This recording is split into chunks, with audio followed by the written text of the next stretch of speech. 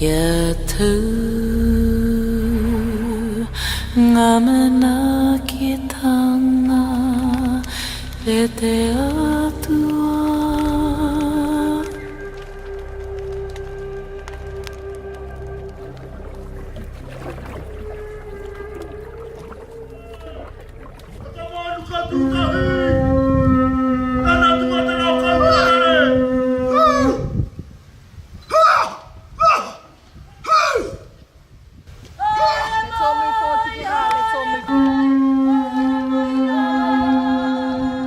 The Maori have an ancient and very complicated culture with many connections to other parts of the world.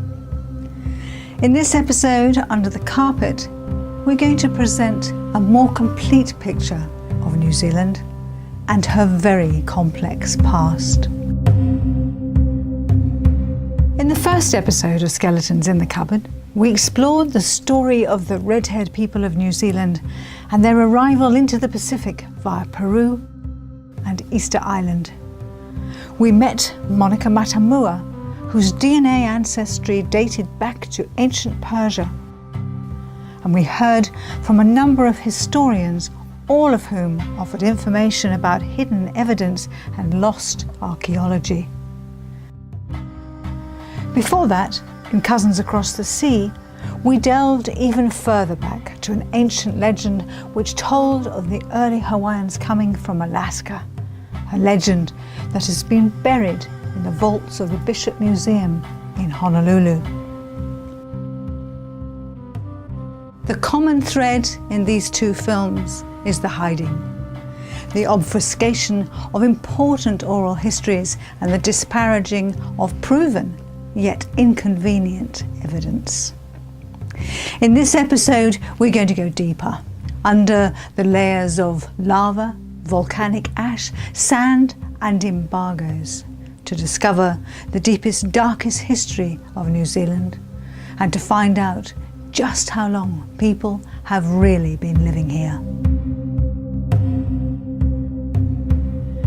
Let's begin by listening to Barry Brailsford's thoughts on this subject. I think back to 40, 50 years ago when the great mission was to find where the Maori came from. And everyone was looking for one source, the one way. There's one answer for everything. No way for one way. So you get those people who use things like stone adzes and whatever to track the Maori back up into the area near China, Taiwan and whatever, and say, well, the adzes prove it, it's in the stone. But then you get other people like Tohaya Dahl who said, well, actually, there are things that suggest they might have come from South America or elsewhere, North America, who knows. But let's keep the story open and see where it goes. So this whole matter of who reached New Zealand and when is now, as far as I'm concerned, a very open book.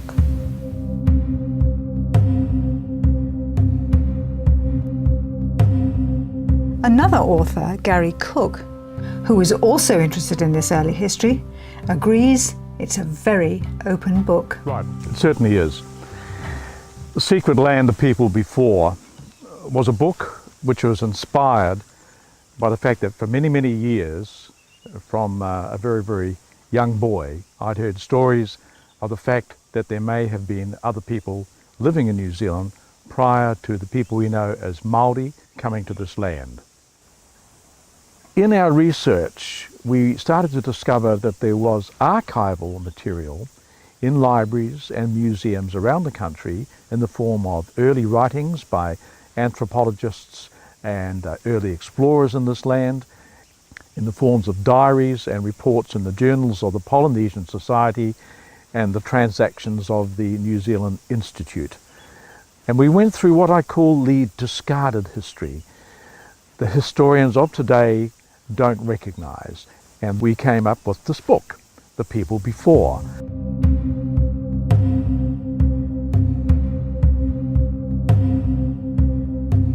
So what did Gary find in the country's archives?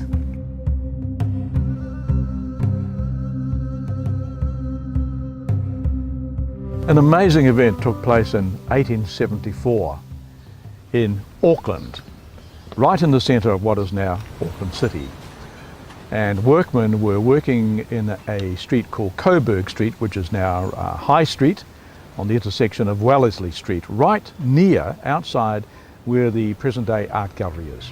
Behind the art gallery, of course, is Albert Park, and it's well known by a lot of people that Albert Park was a volcanic vent which extruded lava many, many thousands of years ago. So the workmen were putting in this deep trench. They went down many, many feet. They chipped away through 2 different lava flows, and they had an engineer with them, and he actually did drawings as they went down through the layers, through the clays and the lava.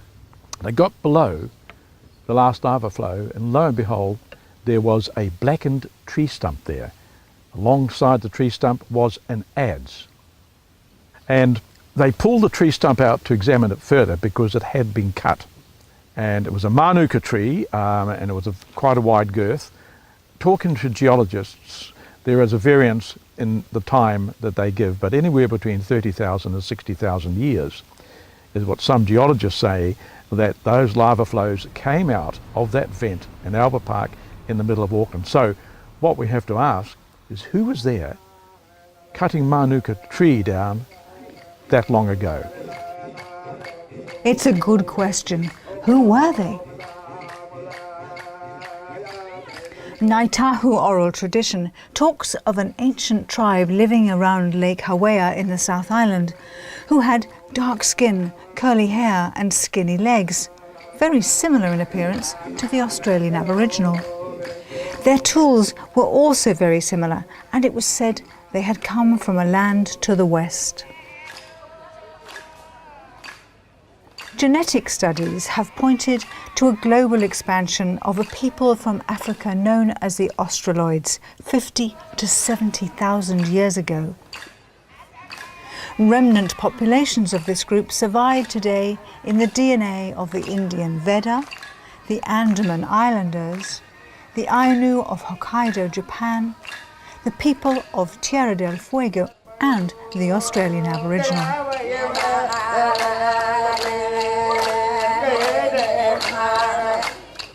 The Chatham Islanders, or the Moriori, are believed to be a relic population of the early inhabitants of New Zealand, and in this picture they do resemble the Australian Aboriginal. Ngāi Tahu also assert that these people live on in their DNA to this day. But much has happened in the last 40,000 years.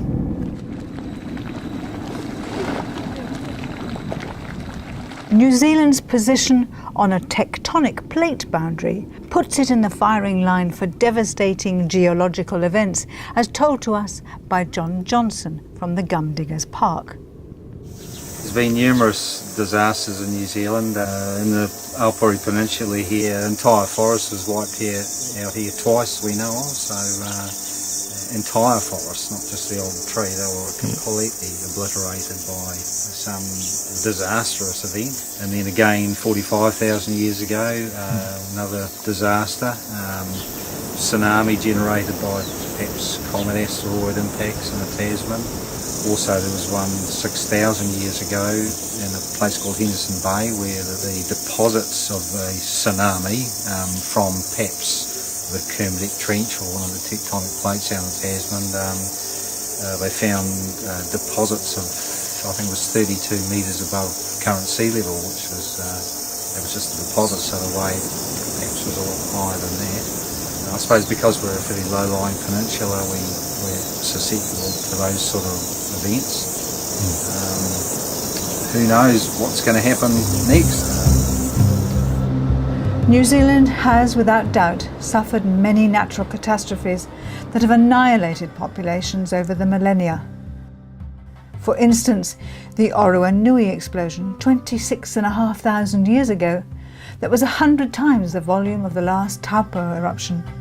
That would have laid waste to the entire country and its inhabitants. Even the much smaller eruption of Mount Tarawera devastated the local population. These volcanoes expel huge amounts of ash into the atmosphere, blocking out the sun's rays and causing major climatic upheaval around the world. The largest volcanic eruption in the last 7,000 years was the Rinjani volcano on Lombok, Indonesia, which erupted in 1257 AD, disrupting life in the Pacific for centuries, as mentioned here by Barry Brailsford. Something horrendous happened in the Pacific after the year 1200. In a matter of generations, there was huge climatic change, and it's coming again. We now know that the oceans warmed up by something like 1 to 2 degrees. When the oceans warm up like that, the corals die. The coral fish that feed on the corals die, and the fish that feed on the coral fish die, and the food chain breaks down. Today, archaeologists believe that in a few generations, the Polynesians lost 80% of their food resources. But not only that, there was a huge change in terms of the weather patterns. After 1200, there was a huge increase in these El Nino events.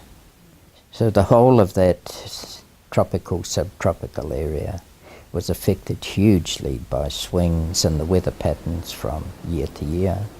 They could have fierce winds, hurricane-type events, amazing rainfalls, and then that could be followed by years of drought. You see, if you just think about it, you have two islands and they're only half a day or a day's canoe journey apart. And one happens to be in the path of good rains and the other continues in drought. And the one with the rain, they get their taro crop, they get other things, they can feed their children. But on the other island, the children die. Out of this kind of incredible stress upon society came conflict.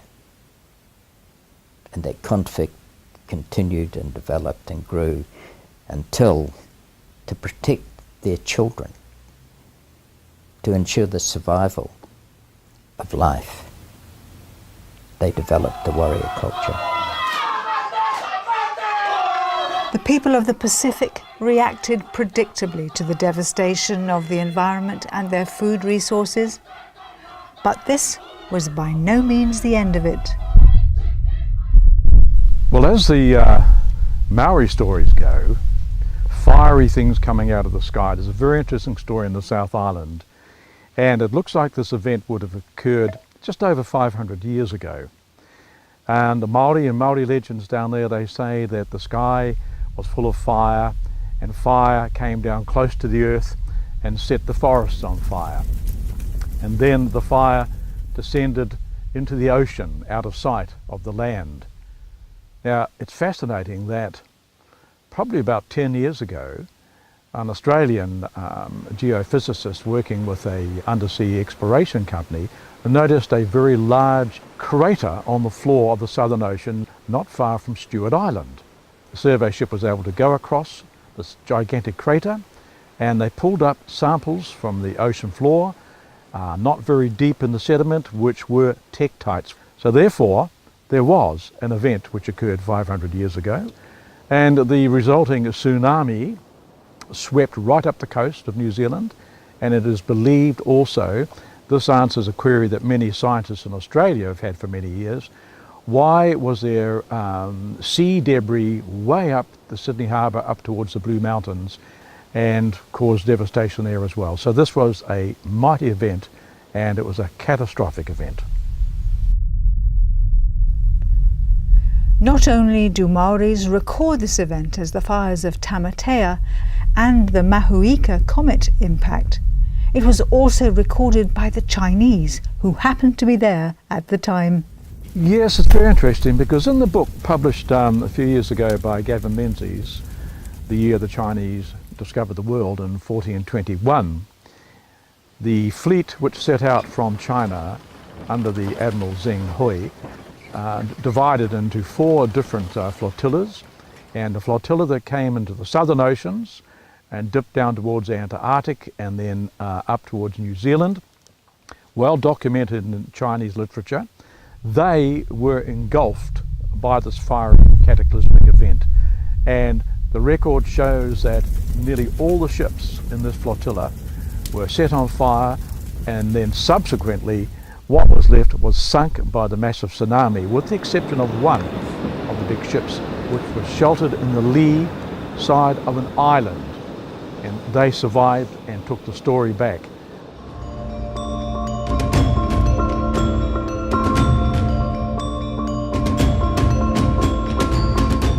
What evidence is there that the Chinese visited New Zealand?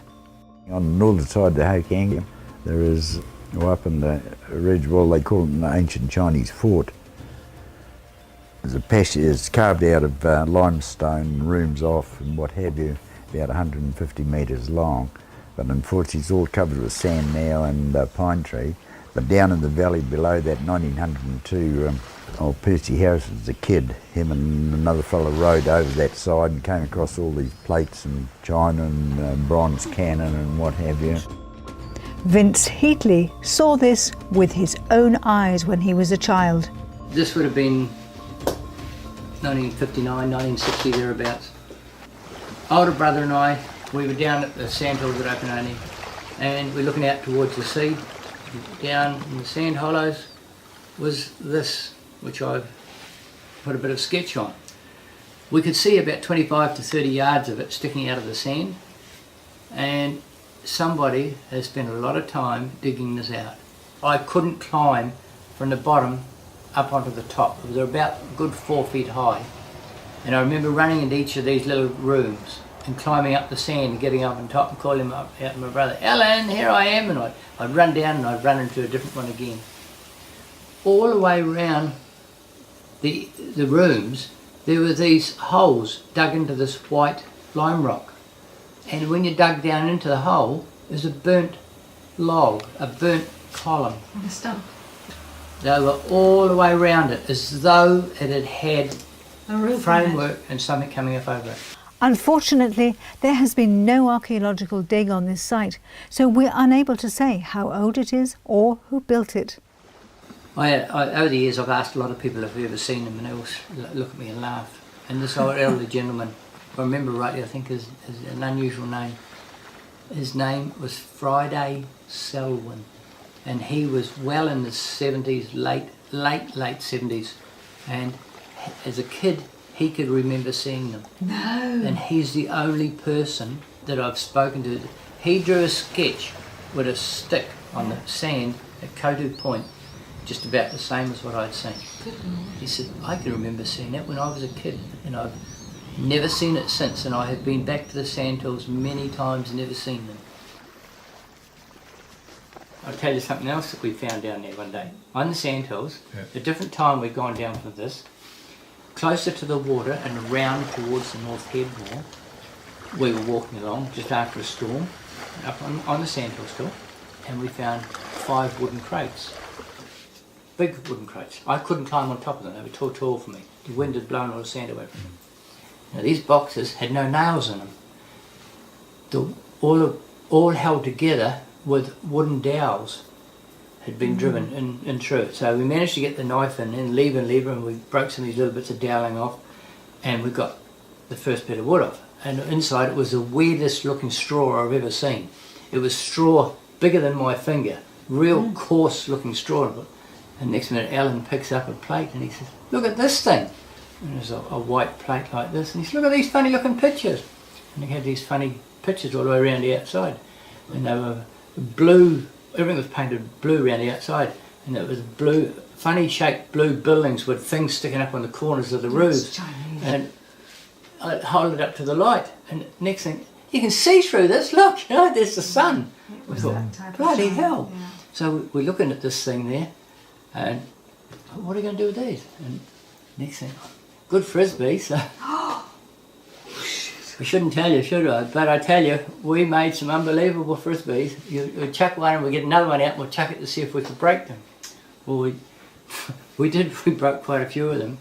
But we had no idea the value of the things. God. We didn't know what they were. They were just somebody left great big boxes full of dinner plates there.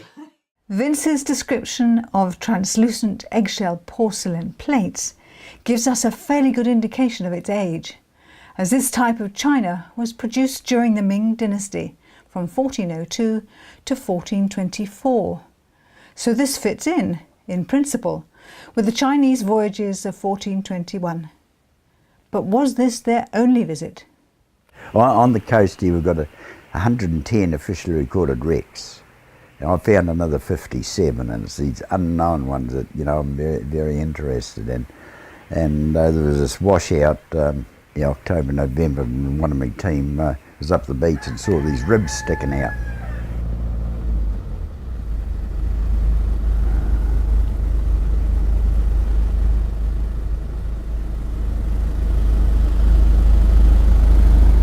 Last year came uncovered all these ribs over 400 feet long, 180 foot beam and timber off. We've had the timber dated and we believe it could be a ancient Chinese junk. Yeah, buried in under the sand approximately where we are here. This is the top end of the ribs that were showing, and they went out on an angle out here to below low water mark, and we measured out 412 feet. And there was another one or two further out. And then over here, approximately 180 feet across, there was some of the the starboard ribs sticking out. Only out for 2 days. I got notified about it. We came up here the next morning, cut the sample timbers off. This is what I like to do with all shipwrecks, and get a country of origin and then get it dated. And 2 days later, the beach was like this again. We've been waiting for it to scour out again, but no such luck. This is a section of the top of one of the ribs, and we believe it's Chinese yunmu. It's been dated in 3 different independent laboratories around the world, but they couldn't believe the bloody age of it. So they sent to 2 other independent laboratories around the world, and the timber comes out with a dating of 5,995 years old. But we're looking at the Dao dynasty, the Hermuda people.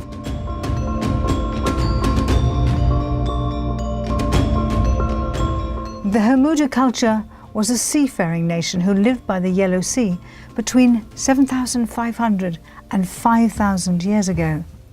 Their DNA is believed to be ancestral to the Polynesians.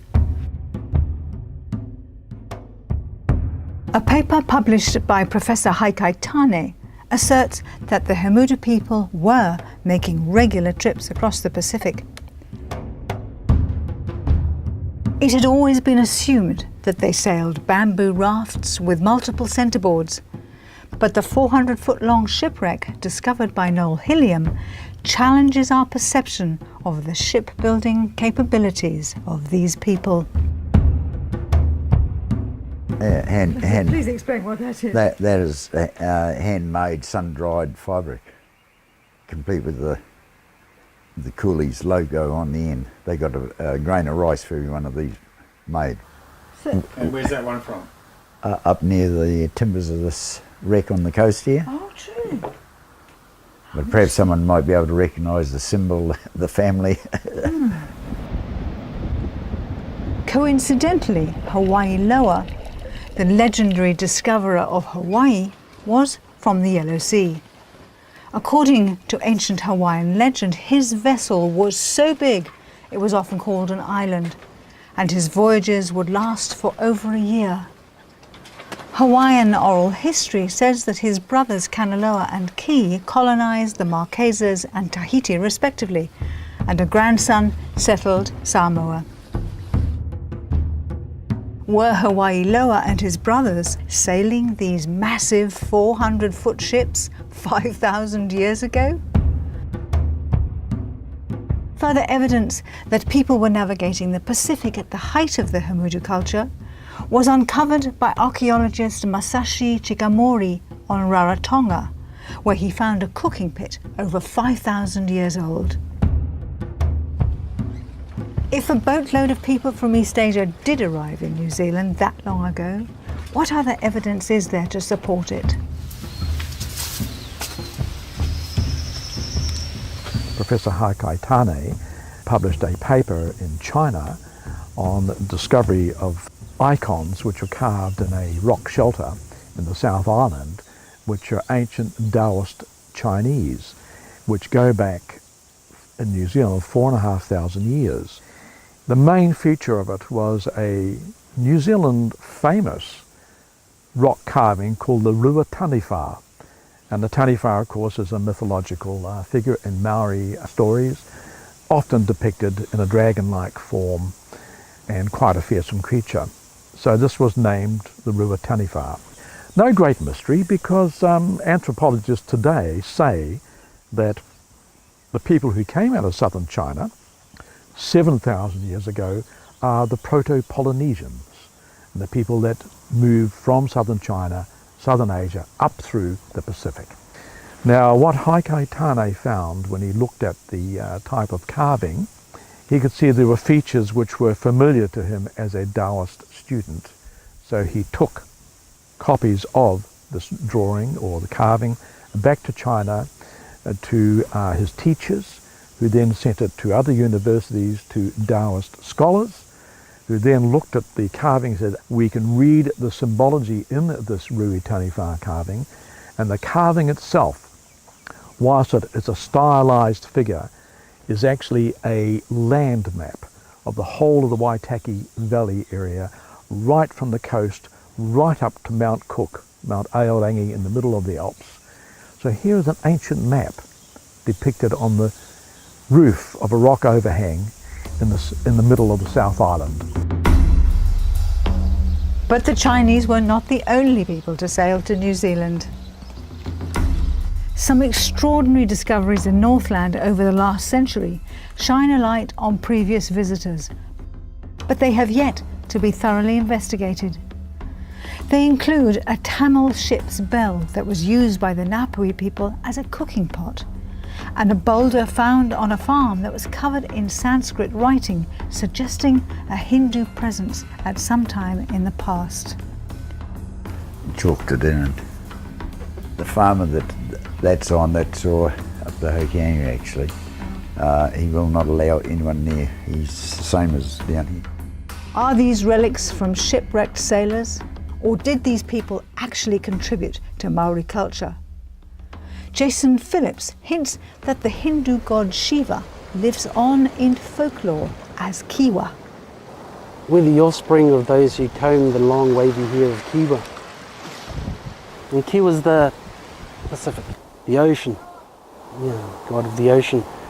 It was said that our sea voyaging canoes were that fast as that they skimmed the top of the waves like a brush going through your hair. Jason associates the hair of Kiwa to the waters of the Pacific Ocean, which is an interesting parallel to the hair of Shiva, from which flows the sacred waters of the Ganges. Having heard about Indian connections and Chinese visits, we're now wondering what else there is to this complex story of prehistorical New Zealand.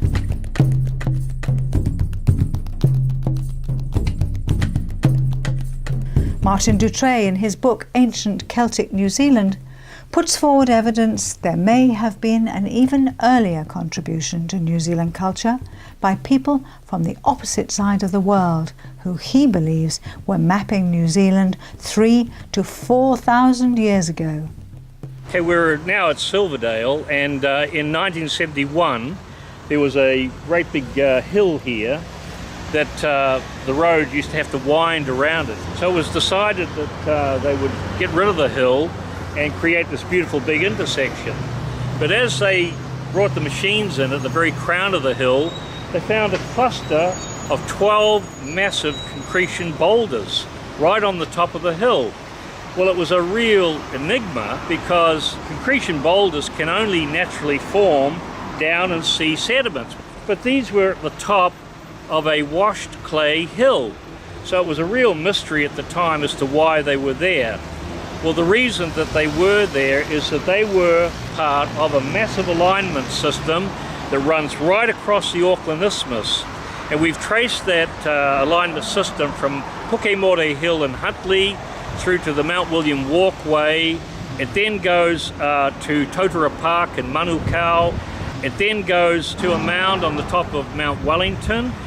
It then goes across North Head. It then moves on to Okura Ridge over this way, where they built a mound, a great big trig mound on the top of the ridge. And it then comes to here, where there were the 12 concretion boulders on top of the Silverdale Hill, where they could work out the distances to any of the land features from working from this mapping alignment.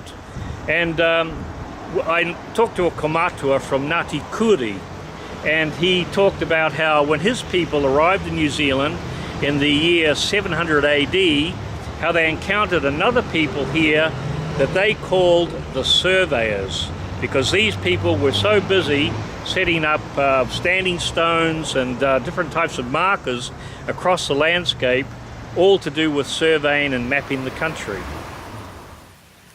Let's hear a little more about these surveyors and what they did. The ancient Patupai Arahi surveyors and astronomers, when they set up this particular solar observatory, they made it in exactly this position. They put it in exactly this position so that the sun would rise in line with the trench on Mount Wellington.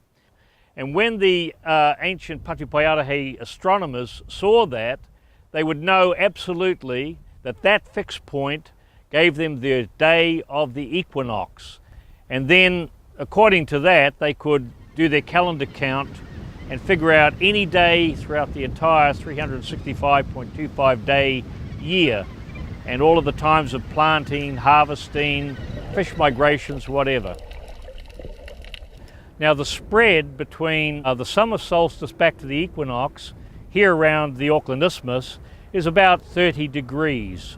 And then, of course, from the equinox back to the winter solstice is another 30 degrees. So on the horizon, we have a spread of about 60 degrees of sun movement through the year. Unfortunately, academia has had very little interest in dating these hilltop sites featuring standing stones, so we don't know exactly how old they are or who put them there. Was it the Celts from some post-Atlantean civilization? Or could it have been the descendants of the famous navigator and discoverer of New Zealand, Maui? As most school children know from the myths and legends, Maui ensnared the sun. This legend is a direct reference to Maui's knowledge of navigation and celestial observations. So what else do we know about Maui? Maui was basically the person who navigated the Pacific, probably navigated the world. Okay, if you go back to all the Pacific Islands history, what's the history of your islands? Maui fished it up. You come to New Zealand, the North Island, the great fish of Maui. You know, the South Island is canoe. The North Island is said to resemble a stingray, with the mouth of the ray at Palliser Bay. During Maui's circumnavigation of the South Island, and upon reaching Kaikoura, he spotted the mountains of the North Island and sailed across the straits to Palliser Bay, where he was greeted by the red-haired chieftainess of Orokoroko. If Maui first arrived in the South Island, where did he land? According to Waitaha and Ngāi Tahu oral history, Maui came from the Southern Ocean and landed at Bruce Bay. Well, I'm standing here now at Bruce Bay, and about 100 kilometres due east of me rises the highest mountain in South Island, known as Aoraki or Mount Cook. This mountain, on a clear day, could be seen over 200 kilometres out to sea. And any sailor or navigator using the westerly wind belt known as the Roaring Forties, and looking for land would have headed straight for it. And this is exactly what the legend of Maui says. Initially, they thought Aoraki was just a mirage amongst the clouds, but before they knew it, they'd made landfall at Bruce Bay. And they came not from the Central Pacific as previously thought, but from the Southern Ocean. So who was Maui and where did he come from? The other story that I know about Maui is that he also came from Egypt. Some insight to these questions came from epigraphic researcher Barry Fell when he deciphered some ancient petroglyphs on Pitcairn Island which told of damage done to one of Maui's ships in a storm. He also deciphered petroglyphs found in a cave called Casa Pintada in the San Fernando Valley in Chile. These were written in Libyan script declaring that Maui claimed 4,000 miles of the Central and South American coastline for Egypt in 231 BC. Fell was perplexed that a Polynesian ancestral figure was claiming land for Egypt, so he conducted further research and found that Maui was a navigator who'd been commissioned to circumnavigate the world by Eratosthenes, head of the Alexandria Library in Egypt under the reign of Ptolemy III. Maui had been given 6 ships and a crew captained by Rata. It can be deduced from petroglyphs and Polynesian legend that Maui's voyage followed a route that looked something like this. After circumnavigating New Zealand for 3 months, it is believed Maui travelled north to Tahiti, on to Hawaii and across to the Americas. He then sailed south for 4,000 miles along the coastline looking for a passage east. Realising that their mission to circumnavigate the world had been foiled by the impassable landmass of the Americas, they decided not to return to Egypt to face the music, but instead went back to the islands where they knew they would be welcome. At this point, they entered the realms of Polynesian legend.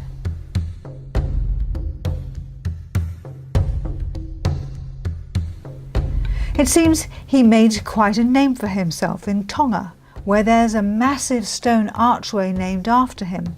It is called Ha'amonga a Maui, the burden of Maui. The Tongans remember him as a navigator of high esteem and still retain a copy of his star chart to this day. Further proof of Maui's expedition came from a cave in Irian Jaya called the Cave of the Navigators, where Barry Fell deciphered images that told of Maui's visit.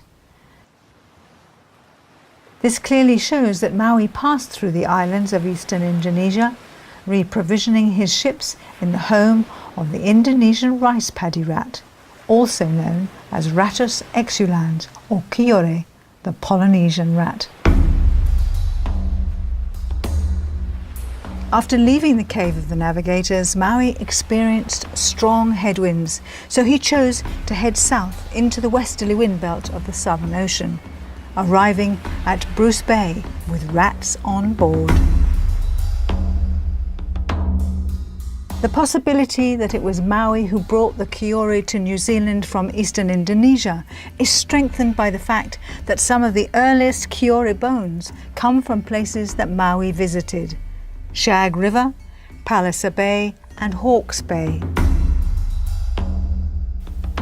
And there's an interesting thing that's come to light in more recent years, and that's work done by one of the scientists down at Otago University, and it is Matiso Smith.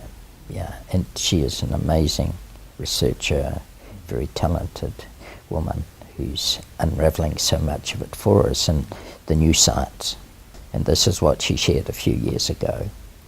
When we follow the rat lines, we find there are very ancient rat lines in New Zealand, much older than to the north in the Pacific, much older than those in the Cook Islands or Tonga or Samoa, it looks like those rats went north from here. That New Zealand was settled before many of those islands. And that turns things on its head. Lisa Matisu-Smith was not the only person who was surprised by the early arrival of rats in New Zealand. This is what Richard Holdaway had to say. I'm an extinction biologist, and one of the main thrusts of my research is to find out when the first predators arrived in New Zealand, and one of those was the Pacific rat. The first series of dates showed that the rats had been in the South Island for at least 2,000 years. This is completely contrary to the accepted dogma, which is that they arrived at the time of settlement, which is now agreed at 700 to 800 years ago. And it's completely agreed that they came with people. Any other hypothesis just doesn't work. So whoever brought the rats must have arrived in New Zealand and must have visited both the North and South Islands 2,000 years ago. That date was so early, scientists questioned the carbon dates. Some other form of proof was required. This cave in Hawke's Bay was buried in volcanic ash from the massive Taupo eruption 1,800 years ago. The volcanic tephra flowed over the hillside and into the cave, covering everything inside in a thick layer of ash, a layer scientists can date with confidence.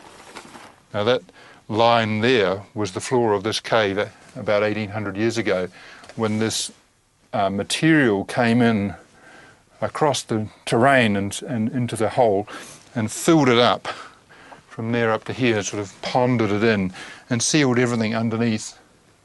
And therefore we know that the material under here is older than that. There was a bone which had been collected from beneath the ash, and I dated that bone, and the date was consistent with it having the rat having died before the ash fell. All we are saying is that the rats arrived around about 2,000 years ago in the North and South Island. Rats were here about 2,000 years ago. So we now have scientific confirmation through genetic and geological dating that shows that the rats arrived with people over 2,000 years ago. But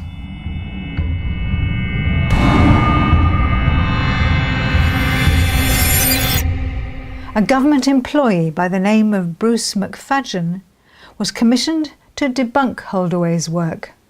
He questioned the dating methodology, suggesting the rats had been eating 1,000-year-old carbon, and concocted fanciful scenarios that placed rat bones under the tephra layer by virtue of some burrowing creature, a hole-boring petrel, without any evidence of the ash being disturbed. At least McFadgen admits that none of his scenarios prove anything.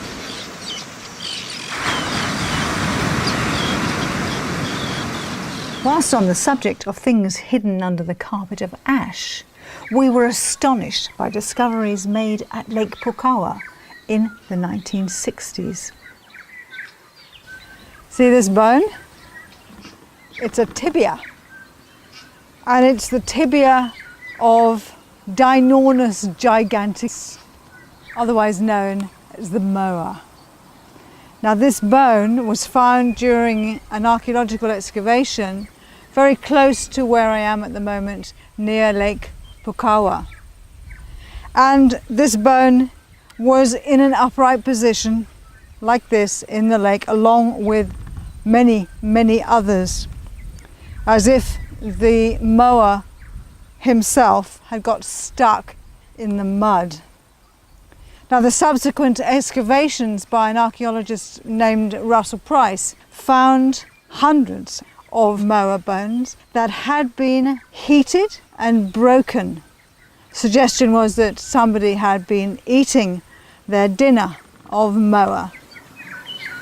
Price deduced that the moa hunters had set a mud trap for the birds, and once they were immobilized in the mud, the hunters would hit them over the head, cut the bodies off the legs still stuck in the mud, and then drag them 50 meters up the slope to the campfire, where thousands of broken bones and fat-soaked soil was found. The location of this find was underneath what is known as the tephra layer from the 186 AD Taupo volcanic eruption. The little bones from these guys were found underneath that ash. What does that signify? It signifies that there were people living there prior to that explosion, and they were the moa hunters, and they were eating moa for dinner. Russell Price's work was all undertaken underneath the tephra layer, and he of course sent the bones off for carbon dating. Astonishing to him, the bones between the tephra layer of the 186 Taupo explosion and the next layer down of the Waimahea explosion came back at between 2,000 and 3,000 years old. And the bones that were found underneath the Waimahea layer came back from carbon dating at closer to 7,000 years old. Why is this 7,000-year-old moa hunter history not common knowledge? Behind me here is the Te Papa Museum of Wellington. Behind those doors is a vault. In that vault lie over 10,000 burnt and broken moa bones. Are they on display at all anywhere? No. Why? Well, there appears to be an embargo on any finds, archaeological or otherwise, that suggest that there might have been people here before the official arrival date of the Maori people.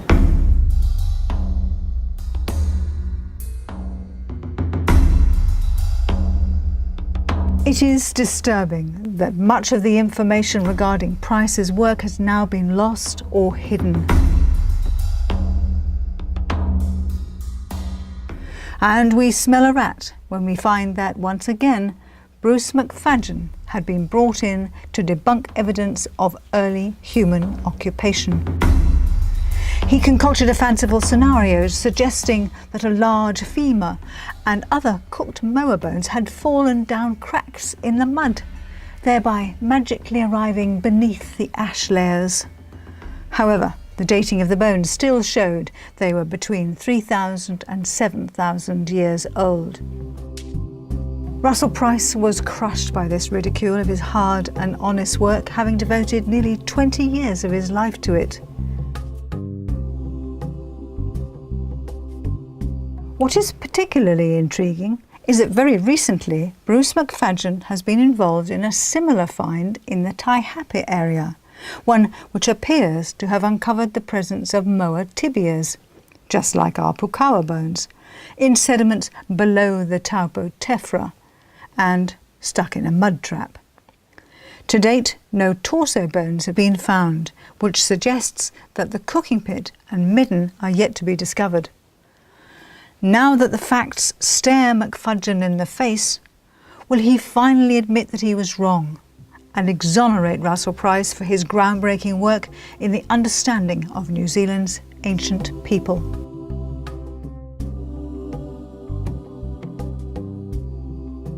The length of time that people have been living in New Zealand has been grossly misinterpreted by mainstream academia. The picture is far more complex. Now we're going to have a look at the bigger picture, the timeline of the movement of people around the world leading up to the colonisation of the Pacific and New Zealand. During the last interglacial period, over 120,000 years ago, the Pygmies spread out from Africa. Then the volcano Toba erupted 74,000 years ago, decimating global populations and causing man to regroup. A taller people, who were similar to the Australian Aboriginal, emerged about 70,000 years ago and expanded across the globe. Then the Ice Age hit 25,000 years ago, and from this period came stories of blonde-haired bearded giants followed by the redheads. Then the age of the black-haired people began about 6,000 years ago. Within this time frame we have the colonization of the Pacific, and in our 3 movies we've covered some of the pathways people took to get there. The trans-Pacific voyages of the Hamudu people from the Yellow Sea between 7,000 and 5,000 years ago may well be the beginning of the story of the Polynesians. The 4,500 Rua Taniwha carving and the 5,500-year-old ship Noel Hilliam found suggests they also came to New Zealand. We saw evidence to suggest that Maui came from Egypt, bringing Kiore, the Polynesian rat, 2,200 years ago. And, as we saw in the previous episode, the red-haired Hotu people came from Peru, bringing with them the kumara, or sweet potato. The broad reach of the Polynesian voyagers is confirmed by the arrival of many plants into the Pacific Islands. The Californian bottle gourd in Hawaii around 400 AD, the Mayan vanilla orchid in Tahiti about 600 AD, as well as the pineapple, pawpaw, tapioca and guava plants, which are yet to be studied. Further confirmation of their extensive voyaging is evidenced by the distinctive Polynesian skulls found on Mocha Island. Mapuche tools from the same area do look very Polynesian. The other thing that excites me is that in Chile they recovered the chicken bones from the excavation that was done there. Those bones were from a chicken that is quite unique, and the DNA goes back to Samoa and Tonga, and they laid blue eggs.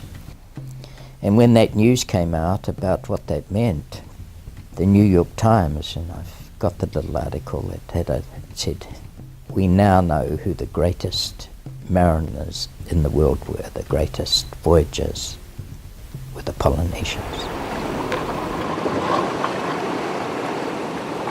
So as you can see, the history of the Polynesians is complex. But one thing we would like to emphasize is that there is no line that can be drawn between any of these people, as it appears from oral histories that whenever and wherever there was contact, there was intermarriage. So the Maori have links back to the first people who made Aotearoa their home. A lot of these early tribes, the ones that have actually survived, have formed what is now Maori culture. Maori culture is not just one set of people who arrived at one time. It is a conglomeration, it is a melting pot of probably hundreds of different tribes that have contributed their energy, their culture, their stories, their ways, their tools, all sorts of different things to what is now Maori culture.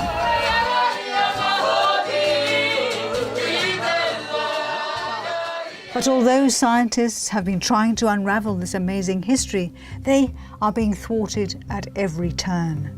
Groundbreaking discoveries are made, but they continue to be swept under the carpet before anyone can connect the dots to other studies that have also been hidden from the public eye.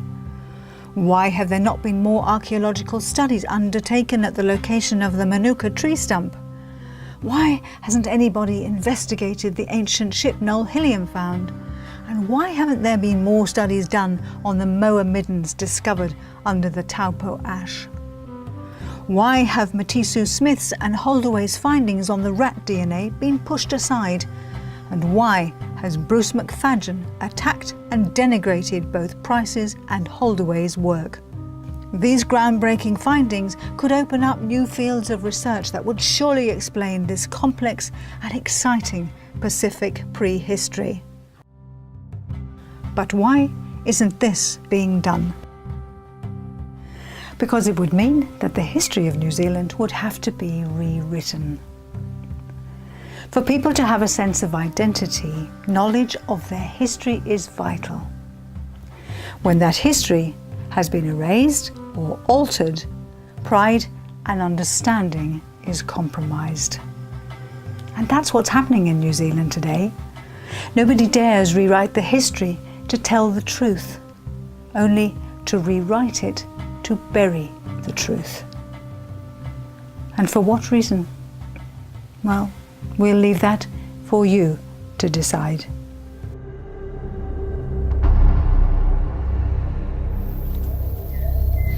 Kia tu